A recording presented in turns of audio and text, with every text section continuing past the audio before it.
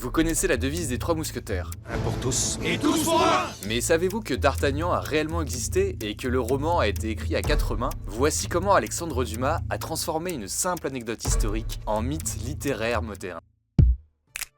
Mars 1844. Alexandre Dumas est un auteur populaire âgé de 42 ans. L'auteur, comme ses comparses du mouvement romantique, est fasciné par l'histoire de France. L'histoire est très en vogue au XIXe siècle, siècle de révolution qui éprouve le besoin de comprendre le passé national, de comprendre ses racines. Dumas commence à publier Les Trois Mousquetaires sous forme de feuilleton quotidien dans le journal Le Siècle. Il raconte l'arrivée à Paris d'un jeune gascon, D'Artagnan, qui rejoint la compagnie des mousquetaires du roi Louis XIII. D'Artagnan, vous êtes le fils d'Achille? Oui. Je rêvais comme lui d'enfiler la casaque et de servir mon roi. Dumas s'inspire d'une anecdote historique, l'affaire des Ferrets en 1625. Le cardinal Richelieu, l'homme fort du royaume, tente de discréditer la reine Anne d'Autriche grâce à ses bijoux, en la faisant passer pour une épouse infidèle.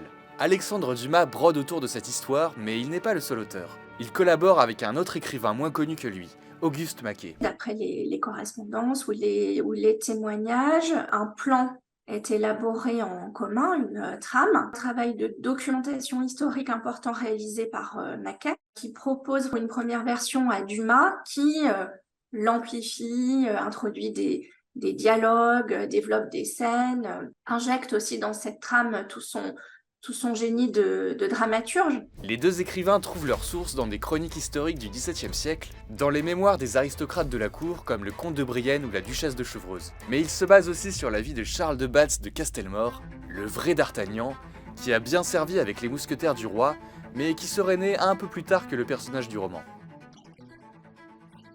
Ce qui intéresse beaucoup Dumas dans cette histoire, dont il se saisit, c'est la solidarité formée par les mousquetaires, la rébellion qu'ils incarnent contre finalement le pouvoir du cardinal, d'ailleurs plutôt que le pouvoir du roi, mais contre le gouvernement.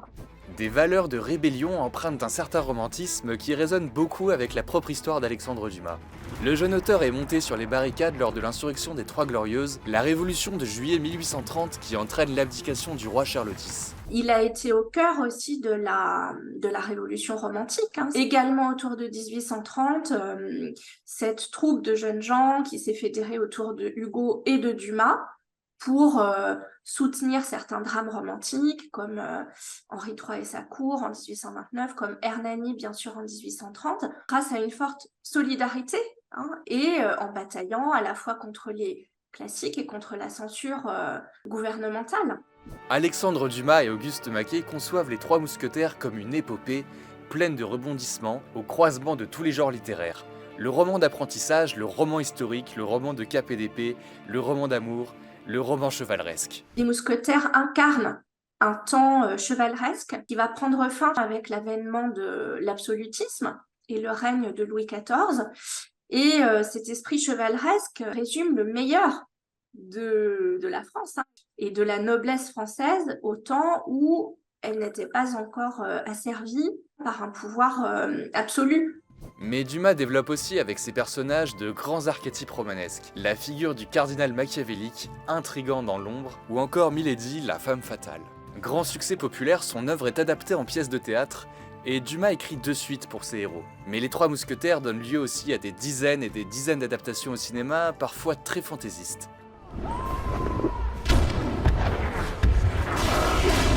Le succès, effectivement, ça tient à cette tension dramatique savamment maintenue par l'écrivain avec des coups de théâtre et des rebondissements et avec un montage qu'on pourrait aussi a posteriori qualifier de cinématographique.